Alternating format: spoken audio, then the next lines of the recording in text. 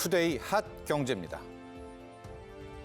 고금리 고물가에 서민 자금난이 심화되면서 빚을 돌려막는 카드론 대환대출 잔액이 1년 새 50% 가까이 증가했습니다. 20일 여신금융협회에 따르면 지난달 신용카드 9개사의 카드론 대환대출 잔액은 1조 4,903억 원으로 지난해 10월 대비 47.5% 증가했습니다.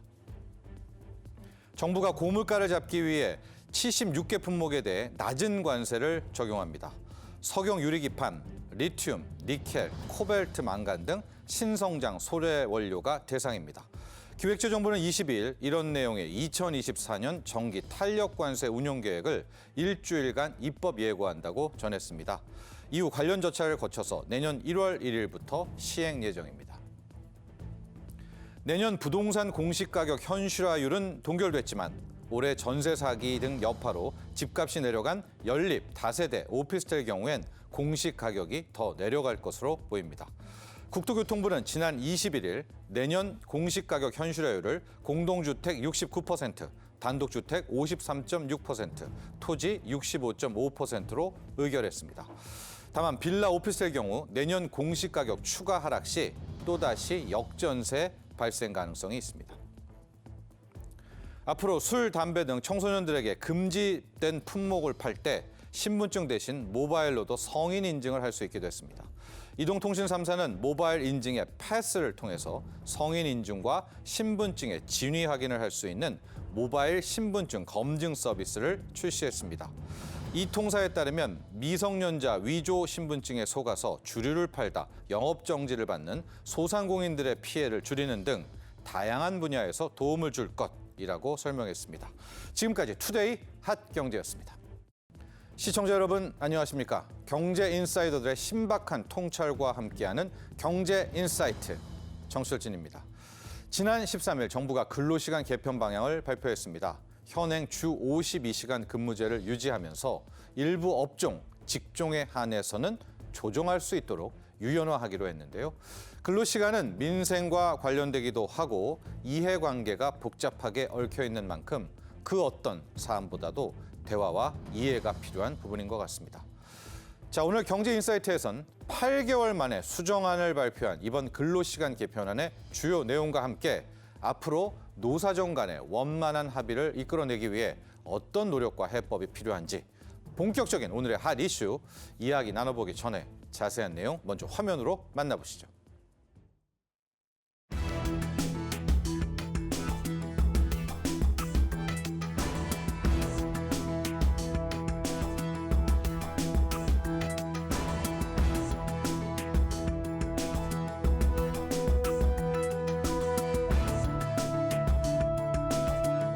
정부는 국민 한 분 한 분 소중한 의견이 담긴 설문조사 결과를 전폭적으로 수용하여 주 52시간제를 유지하면서 일부 업종 직종에 한해 개선 방안을 마련하는 방향으로 추진하려고 합니다.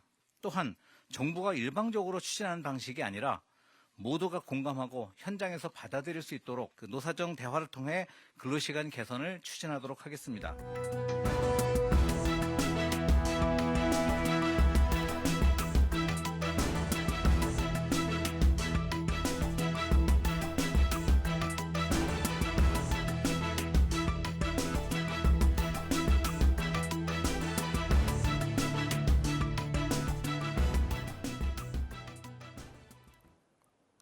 오늘의 경제 인사이트 두 분의 전문가와 함께합니다. 정순국 고려대 노동대학원 개원교수, 장진나 노무법인 현율 대표 함께합니다.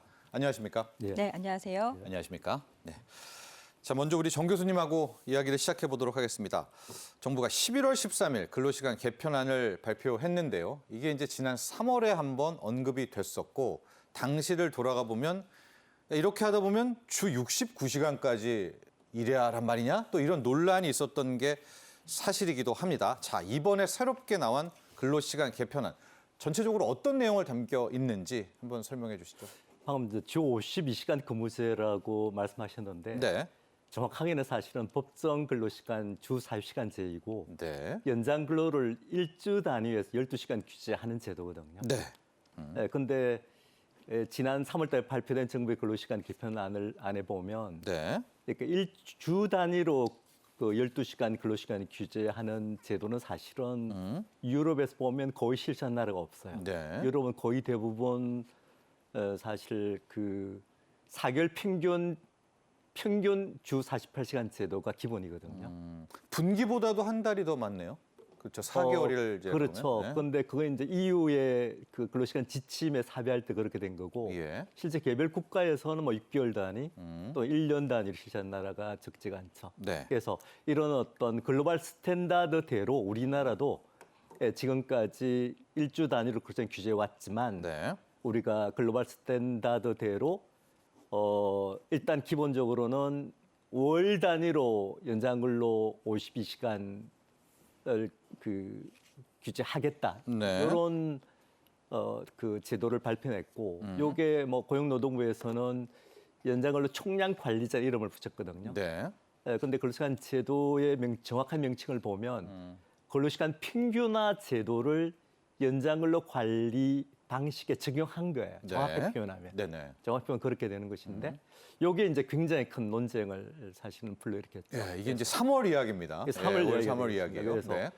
그 이제 근로시간 개편안 속에 24시간 이내 연속해서 11시간 휴식을 보장한 제도가 함께 들어있기 때문에 네. 이제 그렇게 우리가 이제 계산을 하게 되면 또 우리가 근로기준법에 보면 4시간을 연속 일했을 경우에 30분씩 휴식을 하게 돼 있거든요. 네네. 근데 그렇게 해서 계산하면 주 6시간 제도 근로할 수 있도록 되어 있다라고 해서 이게 주 6시간 제도란 장시간 근로를 허용한 제도가 아닌가. 뭐 이렇게 이제 거센 비판이 네. 그 이제 노동자와 네네. 노동자들에 의해서 당시에 제기가 이제 됐고, 제기가 됐고요. 예, 그래서 뭐 정부에서는 그럼 수정안을 다시 정확하게 네. 우리가 국민과 또 사회 의견을 조사해서 수정안을 내겠다라고 그 당시 3월달에 발표를 했고 그게 네. 이제 며칠 전에 사실 이번에 나왔습니다. 이번에 나온 제도인데 큰 그 틀로 제도, 보면 예, 네. 그래서, 52시간 유지를 하죠. 그래서 네. 그 제도의 개편안의 핵심적인 내용을 세 가지로 정리할 수 네, 있습니다. 네. 그래서 첫째는 주 52시간 제도의 틀을 유지하되 네. 하되 필요한 네. 업종과 직종에 한해서 네. 실시하겠다는 거고 네. 둘째는 일주 상한 시간을 설정하겠다. 이게 두 번째고요. 네. 세 번째는 노사정과의 대화를 통해 추진하겠다. 요 세 가지가 핵심적인 개편의 내용입니다. 네네. 네. 그래서 11시간 연속은 휴식하는 거를 그렇죠? 그건 뭐 보장하는 당연히 내용. 들어가 예, 있죠. 들어가 있고 예, 그렇죠. 뭐 포괄 임금제 같은 내용도 이제 언급이 됐는데 그건 우리가 끝 마무리에 예. 또 이야기를 하도록 하겠습니다.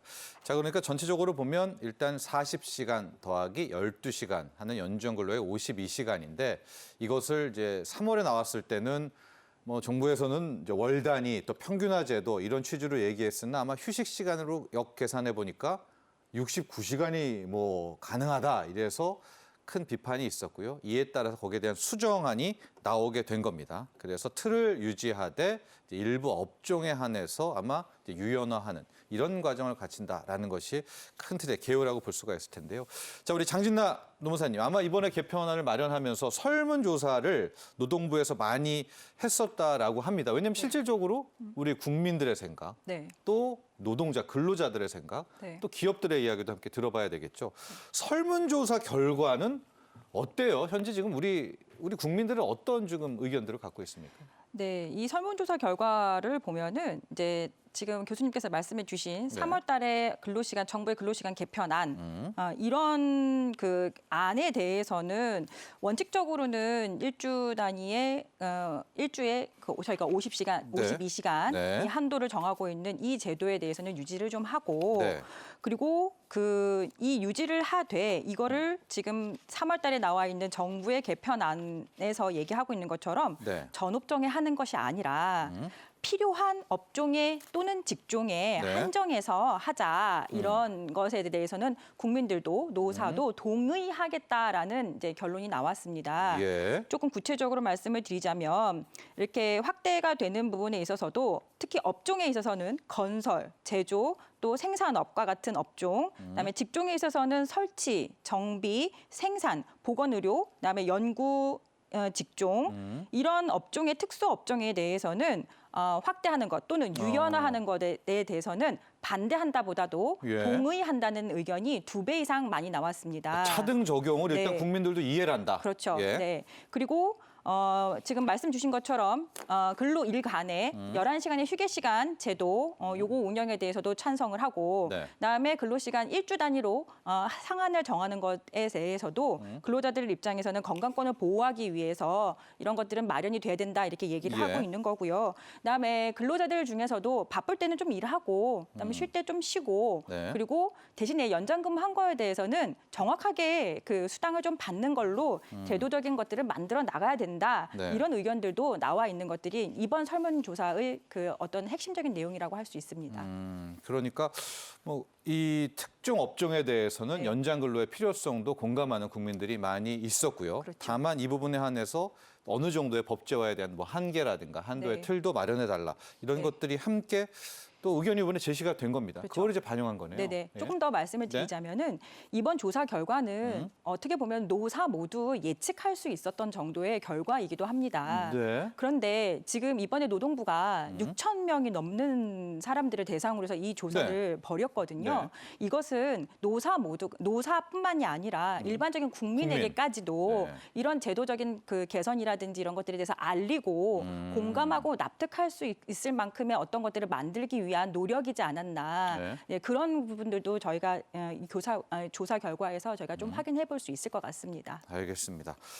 자, 우리 정 교수님, 3월 안에 비해서는 이제 좀 많이 바뀐 부분이 이제 3월에 나왔을 때는 정부 노동부도 그 12시간을 월 단위로 몰고 또 분기 단위로 몰고 연 단위로 몰고 근데 몰 때마다 좀 깎아줬잖아요. 예, 그러면서 좀 국민들이 공감할 줄 알았는데 오히려 국민들은 거기에 대해서 이게 뭐냐 이제 이렇게 됐었습니다. 이번에 나온 개편안 일단은 보면 52시간의 틀은 유지됩니다. 전반적인 어떤 좀 총평을 해주신다면요. 어떤 좀 견해를 갖고 계십니까? 그러니까 지난 3월 달에 그 근로시간 개편안에 대해서 사실은 이제 주로 이제 그 화이트 칼라들이 굉장히 반발했거든요. 네. 근데 그 반발한 근거가 있는 것이거든요. 그러니까 우리가 주 52시간, 그러니까 연장근로 12시간으로 규제하는 제도가 실시된 게 2018년도거든요. 네. 이 대기업부터 시작됐고 중소기업은 이제 2000년, 2001년 이때부터 시작되는데 사실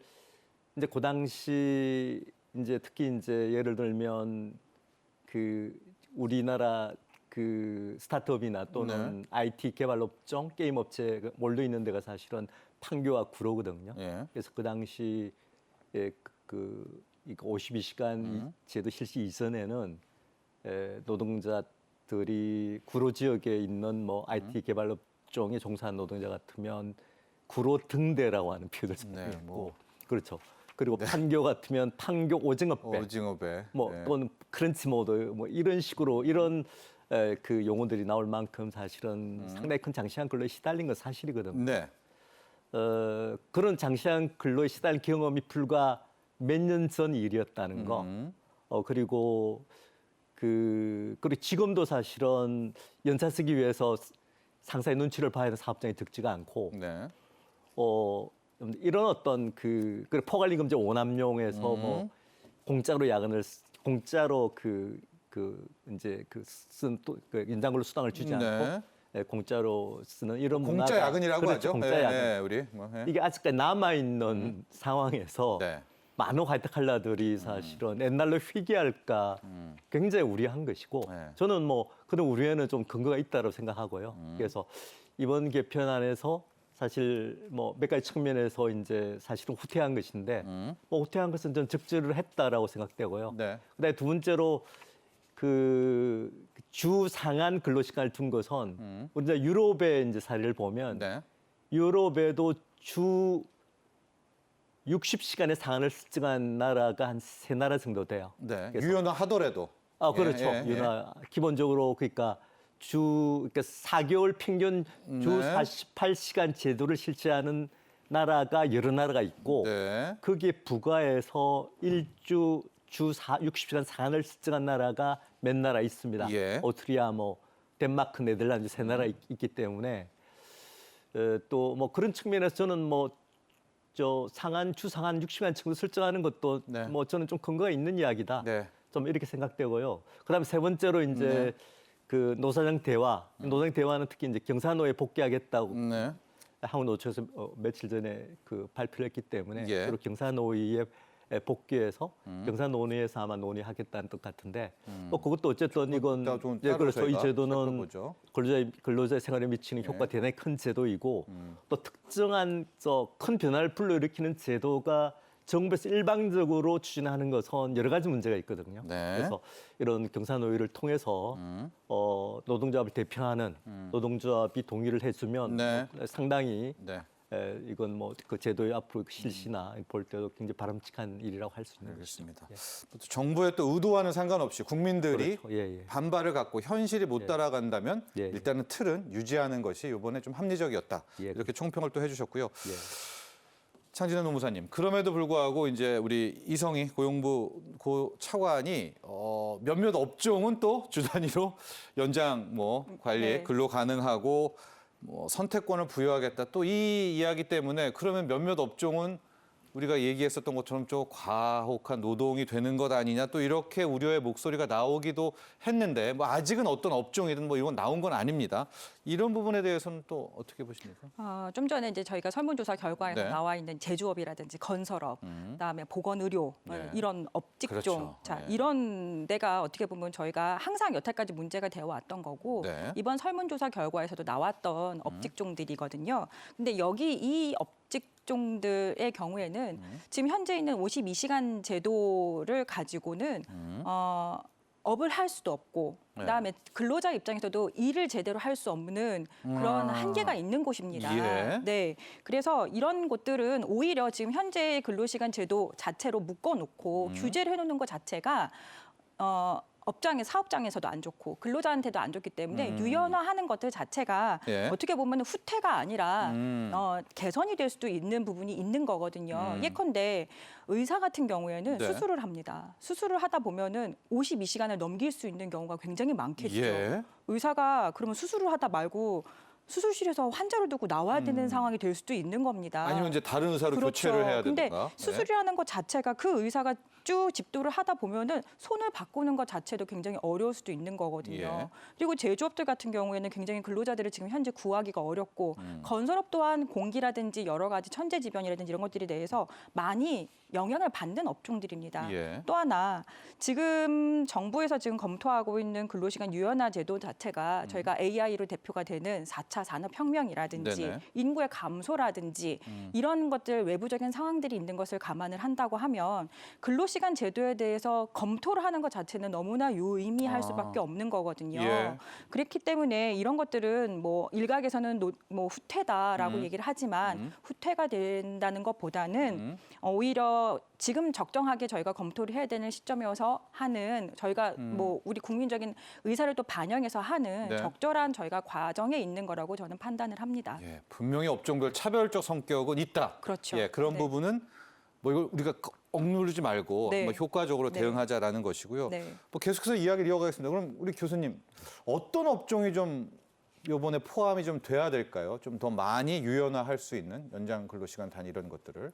역시 뭐 제조업 뭐 예. 이런 것들인가요? 이제 우리가 근로기준법에 보면 유연화 제도가 몇 가지 있거든요. 네. 첫째가 탄력적 근로시간 네. 제고 두 번째가 선택적 근로시간제인데 이 탄력적 근로시간 제도는 그 제도를 실시하기 위해서는 이제 근로자 대표하고 서면으로 합의를 해야 되는데 네. 그 합의서에 명시되어야 되는 게 해당 근로자와 기간이 명시가 돼야 돼요. 네. 그래서 탈직 근로시간을 실시하기 위해서는 수요가 예측 가능한 그러니까 주기성을 갖고 예측 가능할 때 탈직 근로시간 실시가 있거든요. 네네. 그러니까 예측하기 힘든 수요 자체가 예측하기 힘든 경우에는 탈직 근로시간제 사용하기 어려워요. 그다음에 선택적 근로시간은 지금 현재 제도는 정상 기간 1개월이거든요. 예. 근데 집중적으로 근로해야 될 기간이 1개월 넘어서 2, 3개월 정도 집중 근로를 해야 될. 근데 연말에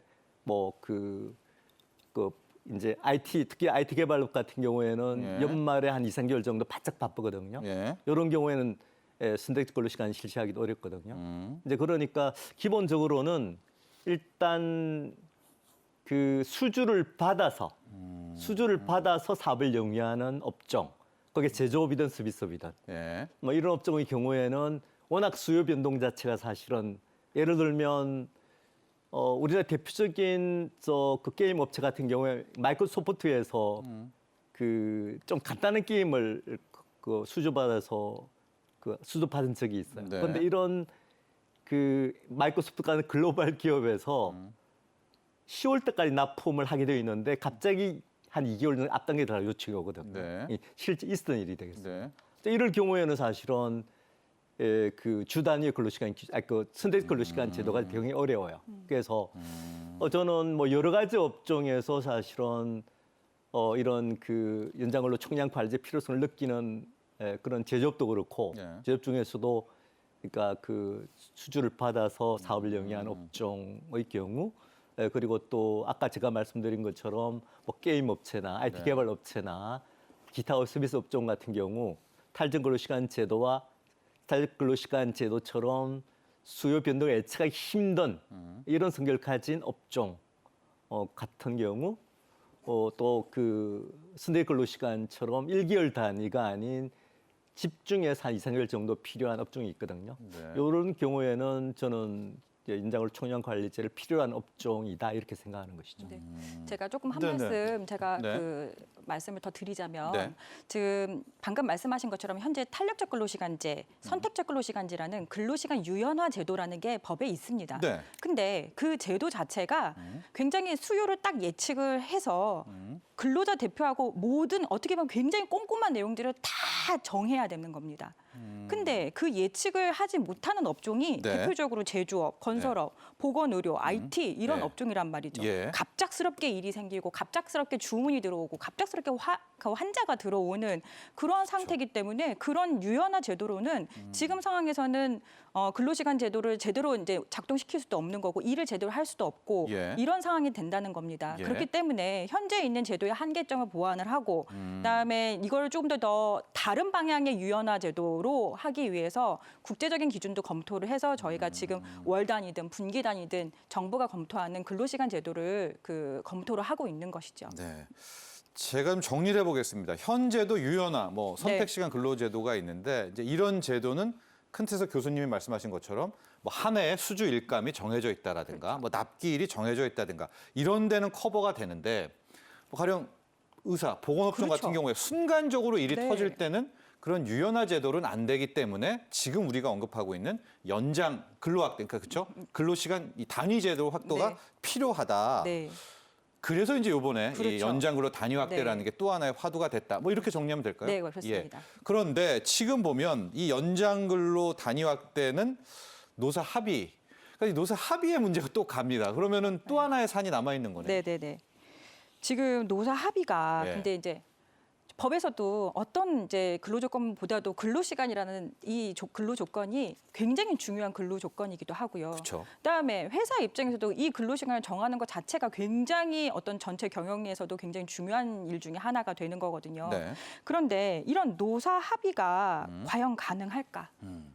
정부가 지금 정부안을 만들어 본다고 하고 네. 경사노회에 가가지고 논의를 한다고는 하지만 결국은 이것 자체가 근로자들과 합의가 가능할까? 네. 뭐 저희가 뭐 경사노회 가서도 저희가 한국노총하고 또 민주노총하고 같이 합의를 해야 될 텐데 이게 과연 될까? 네. 이거에 대해서 만약에 저한테 물어보신다라고 하면 저는 조금은 비관적입니다. 예, 조금 아쉬운 말씀이지만 네. 이 근로시간 유연화 관련해서 주단위 연장 근로시간의 그 어떻게 보면 확대와 네. 관련해서는 조금 합의는 어려울 것 같은데 아, 왜 그러냐? 그래요? 네. 왜 그러냐? 지금 현재 일주일 12시간으로 지금 정해놓은 이거를 네. 유연화시킨다는 것은 회사한테는 굉장히 이익이 생길 수 있습니다. 네. 하지만 이 회사가 생기는 이익에 비해서 근로자 측에서 생기는 이익은 그렇게 크지 않습니다. 그렇다라고 한다면 노동조합에서 이런 것들을 네.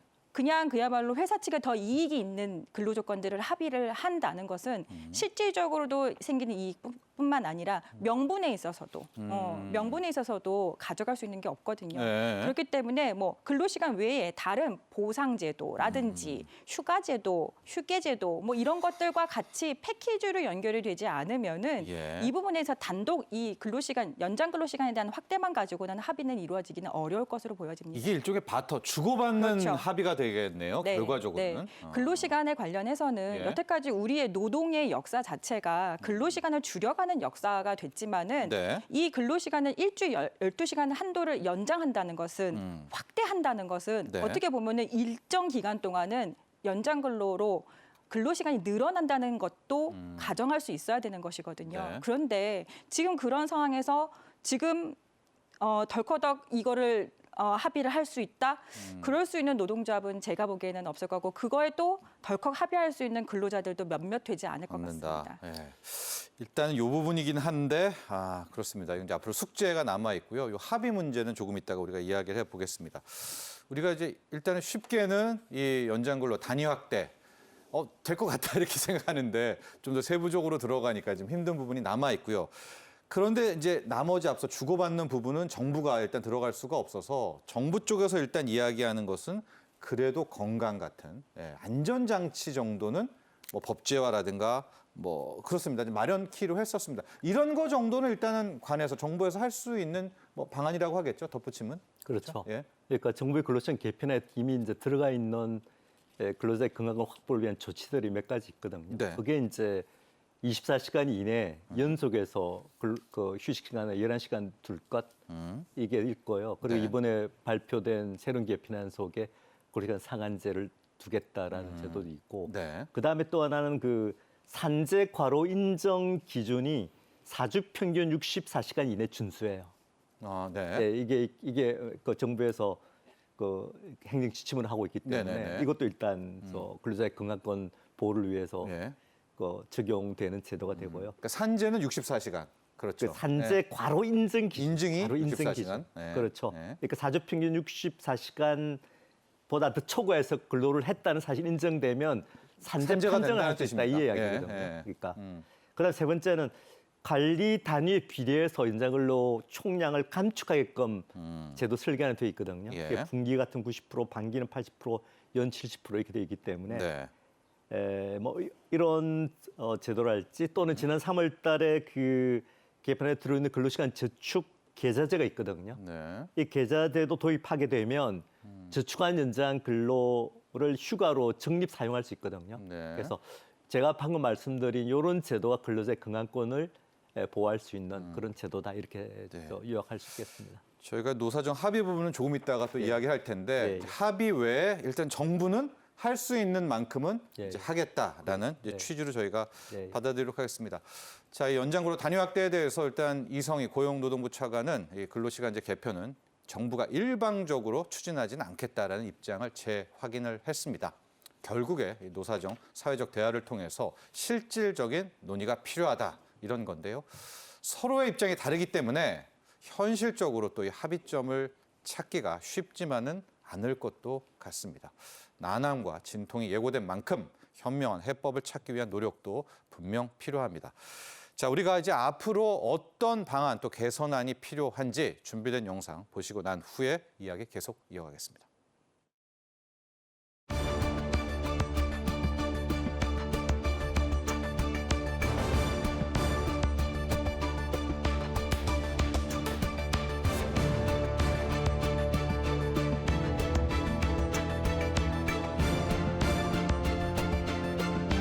정부는 최우선적으로 포괄임금 원화명을 근절하여 일한 만큼 확실하게 보장받는 관행을 정착시켜 나가겠습니다. 그 시작은 노동시장의 법치를 바로 세워 포괄임금 원화명 문제의 본질인 포괄임금을 이용한 임금체불을 뿌리 뽑는 것입니다.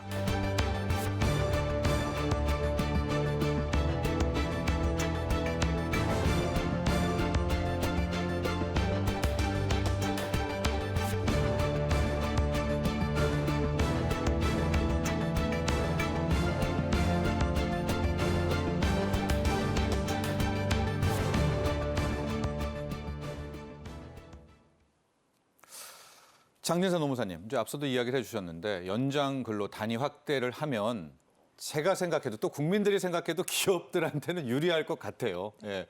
그런데 이제 노조 측에서 근로자 측이 얻는 부분이 크지 않아서 노사정 합의가 어려울 것이다. 앞서 이런 이야기를 해주셨는데 결국은 또 합의를 해야 뭐 개선, 뭐 개편이 될 것 아니겠습니까? 그렇죠. 어떤 방향으로 나아가야 됩니까? 그러면 지금 일단은 노사정, 네. 노사정위원회, 그러니까 노사정위원회가 아니고 이제 정확하게 명칭은 경사.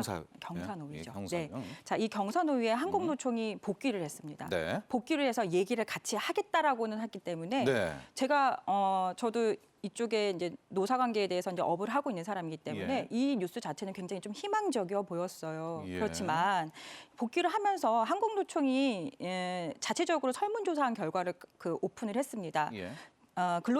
근로자를 포함해서 국민 1,000명한테 물어봤는데 네. 정부의 69시간제 근로시간에 대해서 찬성을 하느냐를 물어봤습니다. 네네. 근데 이거에 대해서 한국노총에서 그 발표한 내용에 따르면 66%가 현재 정부의 근로시간, 즉 69시간제에 대해서 반대한다. 3월 아니었죠? 그렇죠. 그쵸? 3월 안에 네. 대해서는 네. 반대한다는 게 지금 11월 한국노총의 설문조사 결과입니다. 네. 그러면 그 결과를 이제 가지고 결국은 한국노총이 경사노위에 와서 이야기할 내용들 자체는 이거에 대해서는 정부의 안 자체는 반대하겠다라는 의미가 깔려 보여 있는 거고요. 네. 깔려 있는 것 같고요. 그리고 경총에서는 지금 근로시간에 대한 내용에 대해서는 논의를 길게 하면 안 된다. 빨리빨리 결정을 하자라고 해서 속도전을 펼치고 있는 중이거든요. 네. 그러면 벌써 이제 경사노위에 지금 회의를 시작하기도 전에 벌써 이견이 있기 때문에 이 부분에서는 정부가 지금 노사정 대화를 하자라고 얘기를 하고 있었기 때문에 중간에서 노사를 중재할 수 있는 충분한 대화의 그러니까 매파 역할을 좀 하는 것이 필요할 것 같아 보이고요. 네. 그리고 경사노위라는 곳 자체가 논의를 한 가지를 가지고 시작을 하게 되면 수회의 회의를 거쳐가지고 저희가 맞아요. 안을 도출을 하게 됩니다. 네. 그렇기 때문에 지금 상황에서는 그 안을 낸다고 하더라도 저희가 내년에 선거가 있기 때문에 네. 국회 자체가 지금 이 경사노위 안을 가지고 법안을 만들어서 통과시킬 수 있는 사실상의 분위기가 되지 못합니다. 네. 그렇기 때문에 어쨌거나 지금 내년 선거까지 한 5, 6개월 정도가 남아 있거든요. 또 환노위가 또 만들어지고 할 때까지는 그 정도의 시간이 있기 때문에 노사가 조금 더 긴 호흡을 가지고 논의를 저희가 차분히 진행을 하는 것이 경영계도, 그다음에 노동계도, 그다음에 정부도 네. 또 국민들이 보시기에도 바람직한 방향이 아닐까 생각해봤습니다. 교수님 같은 질문입니다. 결과적으로 이번에 개편안을 추진하려면 결국 일하는 근로자의 합의가 있어야 되기 때문에 노사정 합의가 중요하고 앞으로 경사노위가 굉장히 또 중요할 것 같은데요.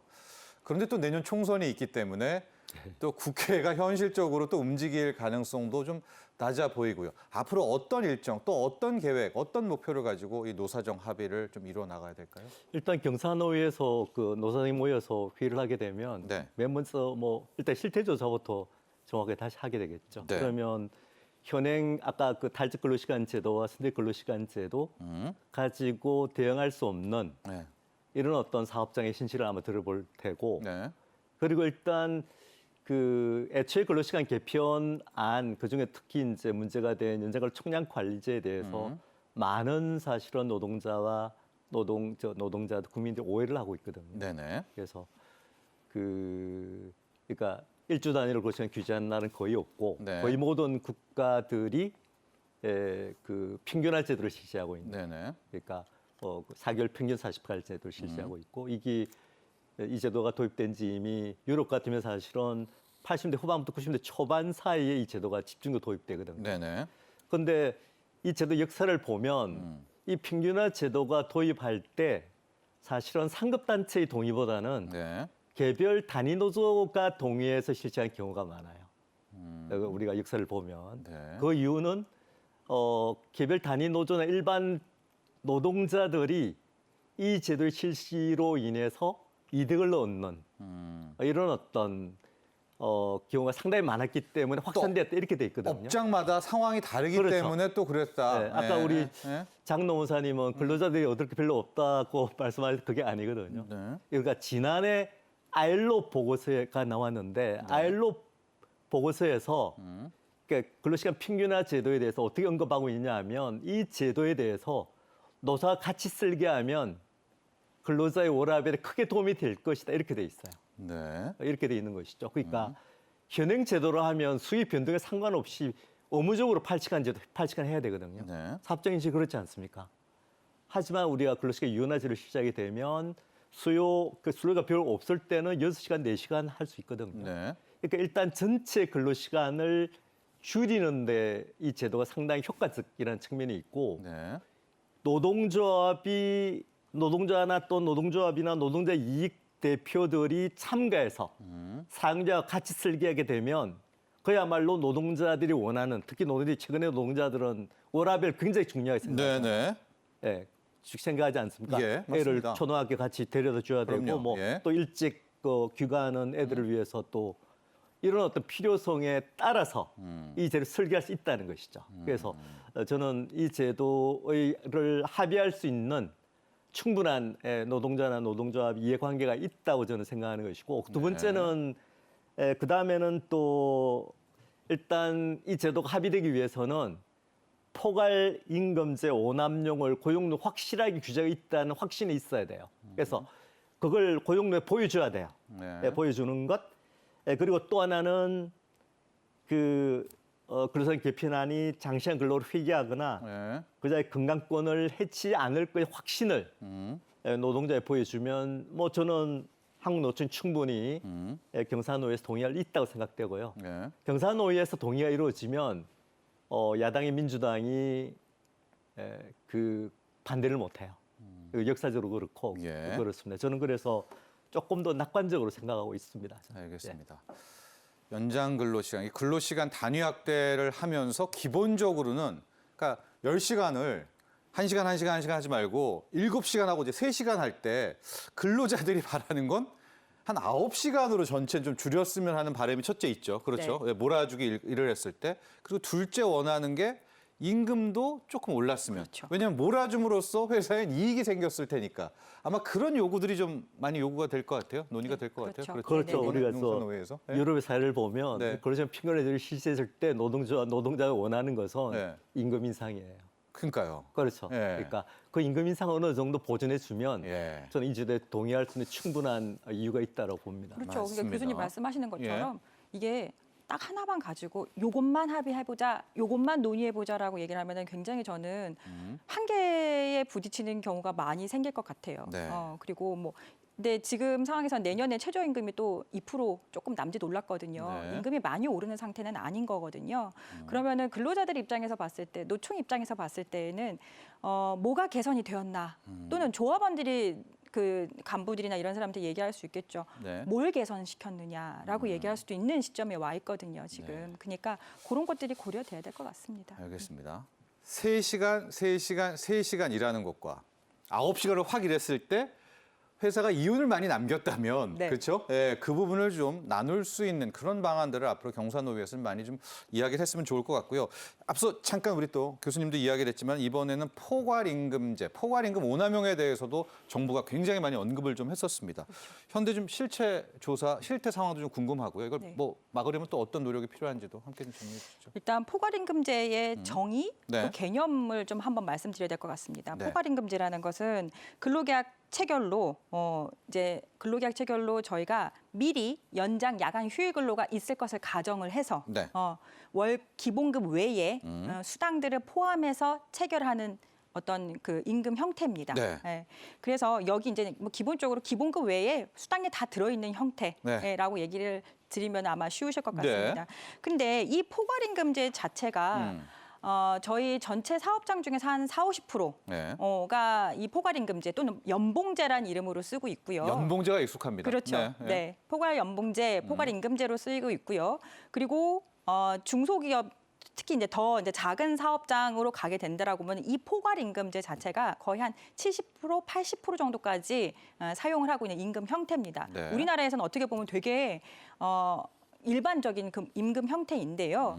이 포괄임금제의 이제 어떻게 보면 폐단이라는 것은 네. 회사에서 여기에 연장근로 수당을 넣어놓고 이만큼까지 연장근로를 시키는 그런 형태의 어떤 장시한 근로를 유도하는 임금 체계가 되는 것이고요. 임금 네. 형태가 되는 것이고요. 또 반대로 연장 근로를 포괄 임금에 넣어놓은 고정 연장 근무 시간보다 훨씬 더 많이 했음에도 불구하고 법적으로는 그 넘는 시간에서는 수당을 줘야 되는데 네.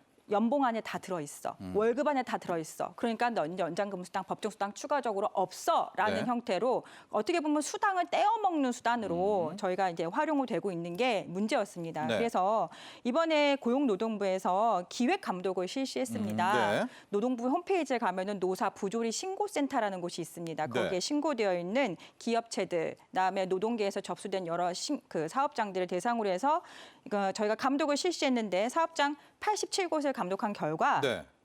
임금체불 이렇게 수당 안 주고 있는 거 임금체불이 73.5%, 금액으로는 26.3억 원. 예. 예, 26억 원입니다. 예. 그다음에 연장근로 한도를 위반한 52시간을 넘어서 일을 시키는 곳도 52곳 59%, 즉 60%에 해당이 되는 사업장들이 적발이 돼서 사법 조치까지가 되는 그런 결과가 나왔습니다. 그러니까 포괄임금제 자체가 이런 부분들에서 이제는 폐단이 많고 네. 감독을 한 결과도 굉장히 심각한 것으로 나왔기 때문에 노동부에서도 앞으로도 계속해서 포괄임금을 오남용하는 사업장에 대해서는 감독을 하겠다라고 얘기를 하고 있는 것이고요. 네. 이런 방향에 대해서는 굉장히 정부에서 적절하게 지금 그 감독을 하고 있고 정책을 집행하고 있는 것으로 저는 판단을 하고 있습니다. 네.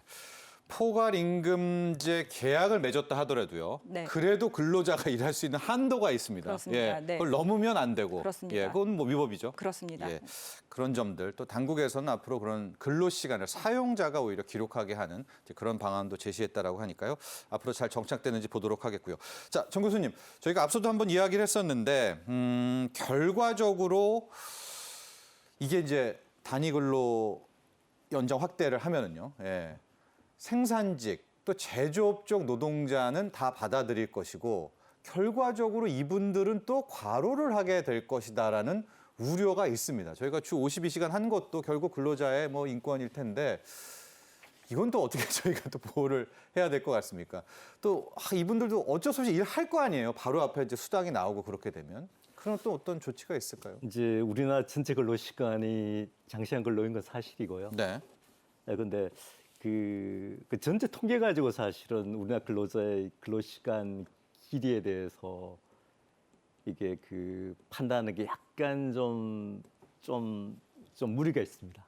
정확하게 보려면 우리나라 전체 근로자 63%는 전혀 잔업 안 해요. 연장 근로 네. 전혀 하지 않습니다. 예. 오로지 그리고 잔업 월 평균이 9.78시간이거든요. 네. 월 평균이에요. 주 평균이 아니고. 월 평균 9.78시간만 딱 잔업을 해요. 딱 그렇게 되는 것이죠. 네. 그런데 유럽하고 이제 유럽은 이미 상당히 정도 이제 근로 시간은 격차가 나는데 그 차이를 보면 일단은 유럽 같은 경우에 여름 휴가가 굉장히 많아요. 네. 거의 한 달 정도 쓰거든요. 예. 우리는 그보다 훨씬 적게 사실. 적죠. 예. 훨씬 적지 않습니까? 그게 일단 먼저 크게 차이가 나고요. 휴가. 예. 그렇죠. 그게 크게 차이가 나고, 그다음에 이제 공휴일은 우리가 또 약간 더 많아요. 예. 많습니다. 그다음에 또 크게 차이가 나는 게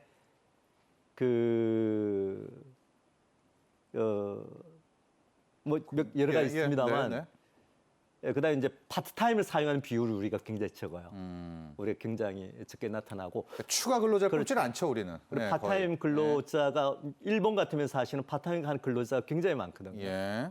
그런 것. 그다음에 연차 휴가 소진율이 우리나라 60%밖에 안 돼요. 네네. 요것도 근로 시간에 그 선진국가의 근로 시간에 큰 격차를 유발하는 중요한 요인이고요. 예. 그다음에 또 하나는 이제 이교대제 실시하는 사업장이 우리나라 꽤 돼요. 네네. 특히 이제 중소제조업체거든요. 네네. 꽤 되고, 그러니까 사실 그다음에 그 중요하게 지적돼야 할 게 이게 전체 근로자가 장시간 근로하는 게 아니고 네네. 일부 근로자들이 그러니까요. 장시간 예, 근로하는 예. 경우가 특정 많은데 업종. 예. 그게 일단 중소제조업의 예. 조립 장치 기계 조작 및 조립 종사자의 예. 월 평균 잔업 시간이 34.65시간이에요. 65시간이에요. 그래서 네. 요런 사실은 특정한 이런 어떤 예를 들면 여전히 이교대를 하는 사업장의 네. 노동자나 알겠습니다. 이런 특히 특정한 직종 예. 종사자의 잔업 시간을 수정하는 게 상당히 중요한 의미를 가지고 있죠. 그렇습니다.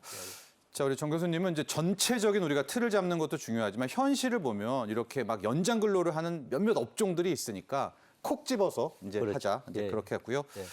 자, 이제 오늘 좀 정리를 해봐야 될 것 같습니다. 우리 장진선 노무사님, 이번에 개편 방향 어떤 것 이거 하나는 꼭 담아야 되겠다. 뭐 글로벌 스탠다드와 다 함께 비교를 해주셔서 이것만큼은 우리가 놓치지 말아야 될 것 있다. 끝으로 좀 당부의 말씀 주신다면요. 저는 뭐 좀 짧게 말씀을 드려 보면은 네. 화이트 칼라에 대한 근로시간 연장 근로에 대한 적용 제외. 네. 이제 저희가 화이트 칼라 이그젬션이라고 얘기를 하는데요. 예. 이렇게 고임금 전문직한테는 저희가 기간제법도 적용을 하지 않거든요. 예. 그러니까 이런 사람들한테는 그냥 고임금의 전문직이라고 하면은 앉아서 근로시간을 구애받지 않고 일을 할 수 있어야 되는 거거든요. 예. 그리고 기업에서도 그렇게 일을 시켜야 되는 부분들도 있는 거고요. 예. 그러니까 그런 부분들에 대해서는 또 일부에 해당이 되는 거니까 저희가 시작점을 떼는 입장에서 저희가 그 사람들에 대해서는 저희가 지금 얘기하고 있는 연장근로 상한 제도에 대해서 확대를 하는 것도 저는 가능할 것이라고 보여지고요. 예. 그리고 또 저항도 좀 적을 것 같아 보이고요. 그다음에 지금 이번에 정부에서 얘기하고 있는 또 만들어 놓은 근로시간 관리 프로그램이 있어요. 네. 근로시간 관리 프로그램을 저희가 도입을 하도록 그 노사가 합의하게 된다라고 하면은 사업장에서 장시한 근로나 이런 것들도 조금 줄어들 것이고요. 그다음에 굉장히 루즈하게 그 일을 하는 그런 어떤 생산성이 낮은 어떤 근무 형태에 대한 것들도 네. 조금은 개선이 될 수 있지 않을까. 그리고 노사 간의 분쟁도 좀 사라지지 않을까. 이런 저는 생각도 좀 해봤습니다. 알겠습니다. 교수님, 끝으로 이거는 꼭 이번에 담겨야 된다. 이런 방향성만큼은 놓치지 말아야 된다.